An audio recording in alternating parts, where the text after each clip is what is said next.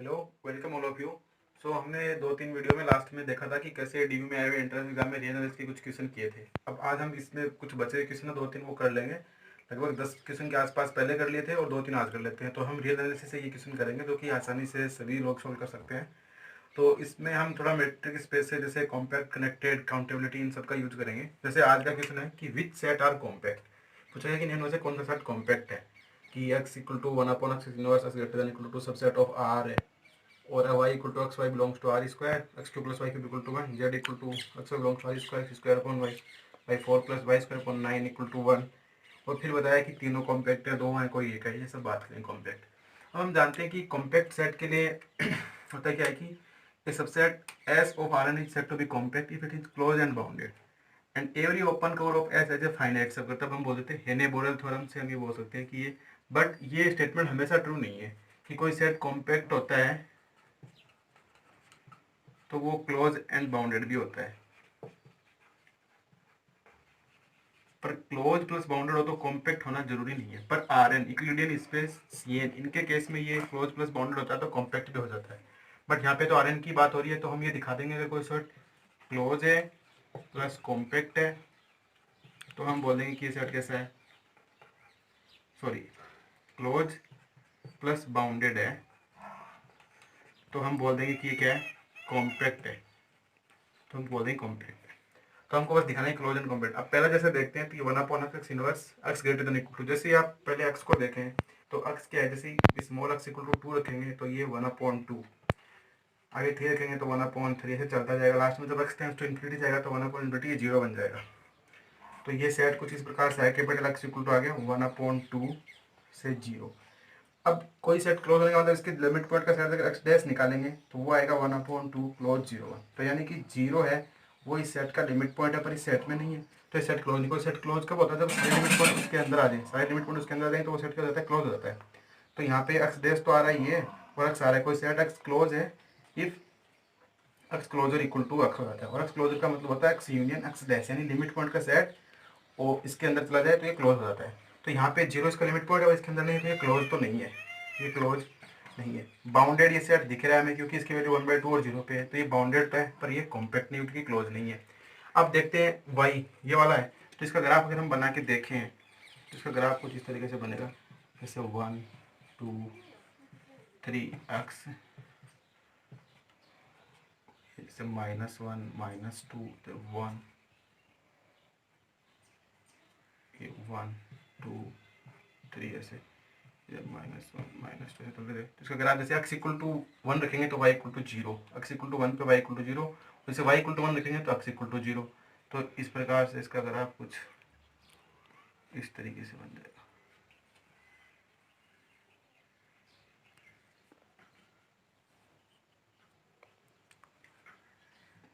ऐसे बन जाएगा। हम देख रहे हैं कि ये बाउंडेड नहीं क्योंकि आगे चलता ही जा रहा है, इधर भी चलता ही जा रहा है तो ये बाउंडेड नहीं है। पर ये सेट क्लोज है। क्लोज कैसे, क्योंकि इसका कोई लिमिट पॉइंट नहीं। अब ये R2 का सबसेट है और R2 में हम कोई भी सेट का क्लोज लिमिट पॉइंट निकालने के लिए कोई बॉल बनाते हैं और उस बॉल के नेबरहुड में अगर उस सेट के इन्फिनिट पॉइंट आ रहे होते हैं तो उसका लिमिट पॉइंट हो जाता है। पर यहाँ पे अगर हम बॉल बनाएंगे तो सिर्फ ये इतनी सी R की आ रही है, तो इतनी सी R की है तो मतलब इसका इन्फिनिट पॉइंट नहीं आ रहा है। इन्फिनिट पॉइंट नहीं है तो इसका कोई लिमिट पॉइंट नहीं है। लिमिट पॉइंट नहीं है तो वाई डैश इक्वल टू क्या आ गया, फाई आ गया। और वाई क्लोज कब होगा, जब y closure equal to y आ जाए। और वाई क्लोजर क्या होता है, वाई यूनियन वाई डैश। अब ये फाई है तो वाई इक्वल टू वाई, तो ये क्लोज तो है पर बाउंडेड नहीं है। पहले वाला देखा था कि क्लोज नहीं था बाउंडेड था, ये क्लोज तो है पर बाउंडेड नहीं है तो ये भी कॉम्पैक्ट नहीं होगा। अब आगे वाले की बात करते हैं। ये इलिप्स है और इस इलिप्स को हम बना के देखें तो ये इलिप्स कुछ इस तरीके से बन जाएगा।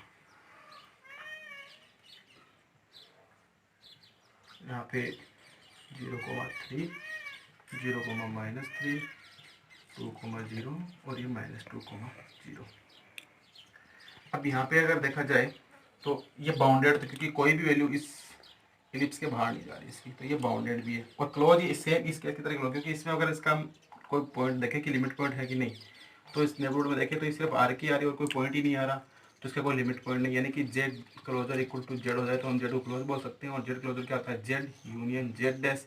और जेड डैश ये क्या है, फाई, तो जेड यूनियन फाई, तो जेड ही आ गया, तो यानी इक्वल टू जेड ही आ गया। इसका मतलब जेड क्या हो गया, क्लोज हो गया और बाउंडेड भी है, ये बाउंडेड भी है तो इट मीन्स ये क्या हो गया, कॉम्पैक्ट हो गया। तो सिर्फ ये सेट ही कॉम्पैक्ट है।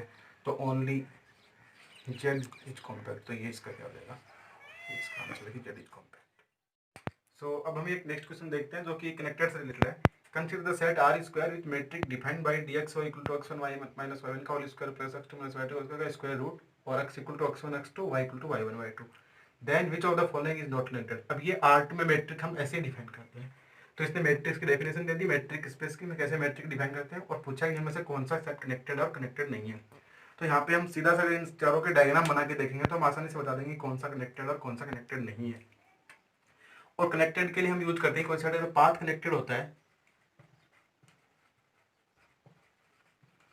पाथ कनेक्टेड इंप्लाइज कनेक्टेड हो जाता है।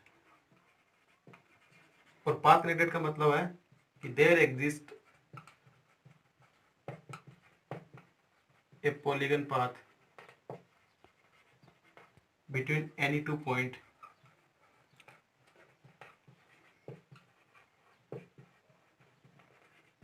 of the set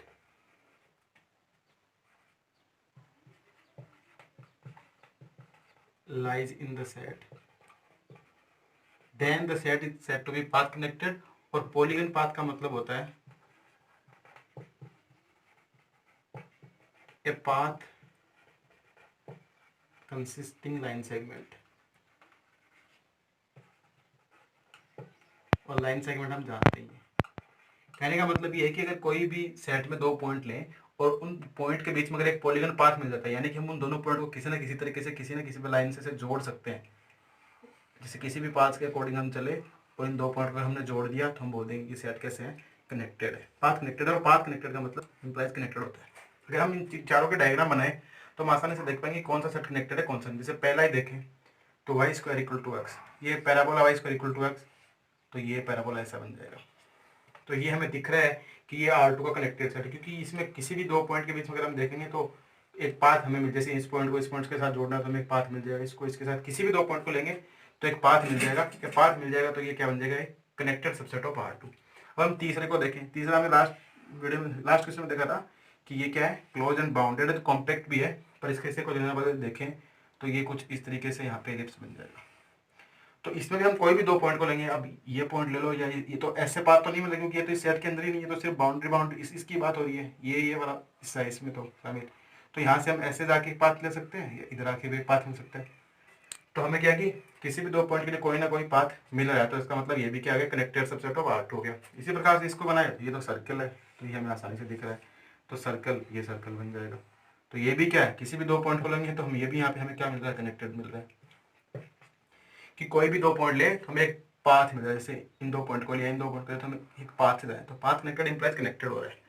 पर कन्वर्स ट्रू नहीं कि कोई सेट कनेक्टेड नहीं है तो कनेक्टेड है तो पाथ कनेक्टेड हो गया, पाथ कनेक्टेड नहीं है तो कनेक्टेड नहीं होगा, ऐसा नहीं बोल सकते। पर हम अगर इसको देखें जो कि सॉरी हाइपरबोला है, x square minus y square equal to 1, तो ये कुछ इस प्रकार से बनता है।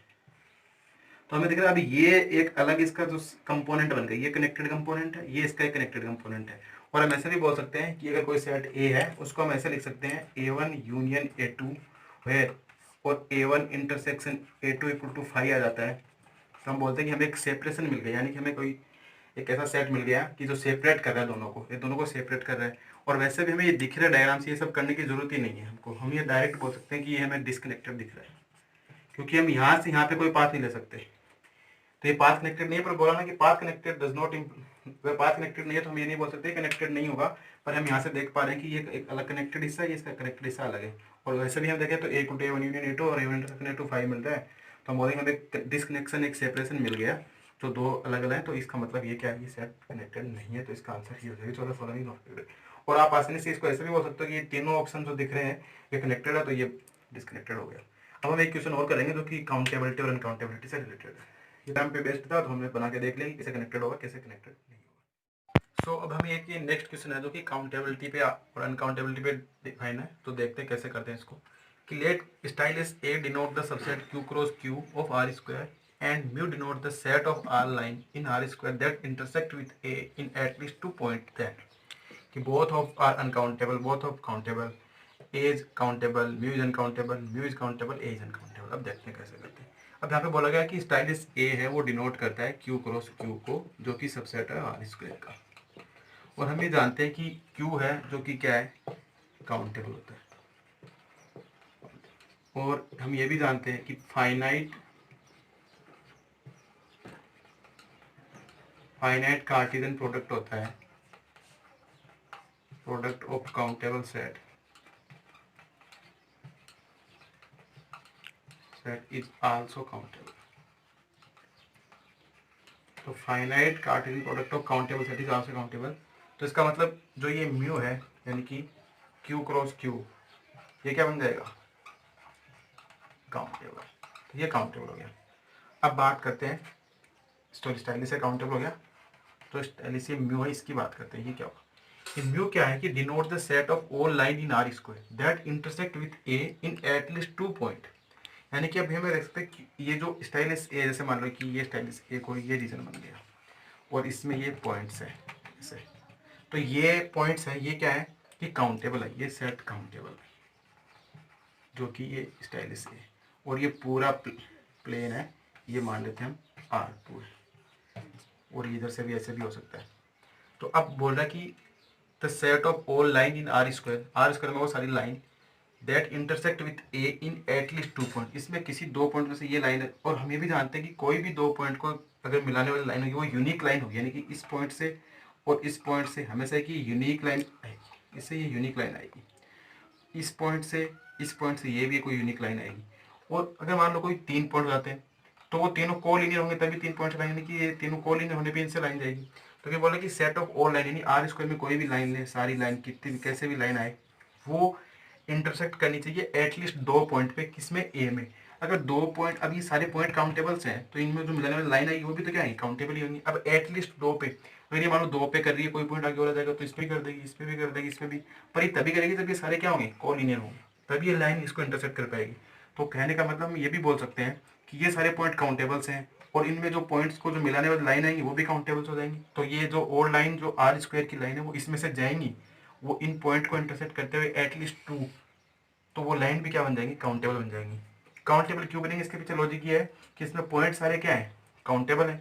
और हम ये भी जानते हैं कि कोई भी 2 पॉइंट को लाइन मिलाते हैं तो वो यूनिक लाइन होती है, यूनिक लाइन होती है। तो पॉइंट काउंटेबल है तो जो लाइन बनेगी वो भी क्या बन जाएगी? काउंटेबल बन जाएगी। और जो R2 की लाइन इंटरसेक्ट करिए कम से कम 2 पॉइंट पे, और अगर ज्यादा भी करेगी तो वो पॉइंट क्या होना चाहिए? कोलिनियर होनी चाहिए। इसका मतलब क्या होगी कि ये जो लाइन आएंगी जो ए को इंटरसेक्ट करेंगी वो भी क्या होंगी? काउंटेबल। तो हमें बोल सकते हैं कि both of a and mu are countable. तो इसका आंसर ये काउंटेबल हो जाएगा। तो अब हमने इसमें रियल के लगभग 13-14 क्वेश्चन देख लिए, जो कि 20 में से 12-13 क्वेश्चन देखे हैं हमने। तो इस प्रकार से रियल एनालिसिस को हम यही स्टॉप करेंगे, क्योंकि इसमें इतने क्वेश्चन हैं जो आप आसानी से कर सकते हैं, सारे स्टूडेंट्स इसको आसानी से सोल्व कर सकते हैं।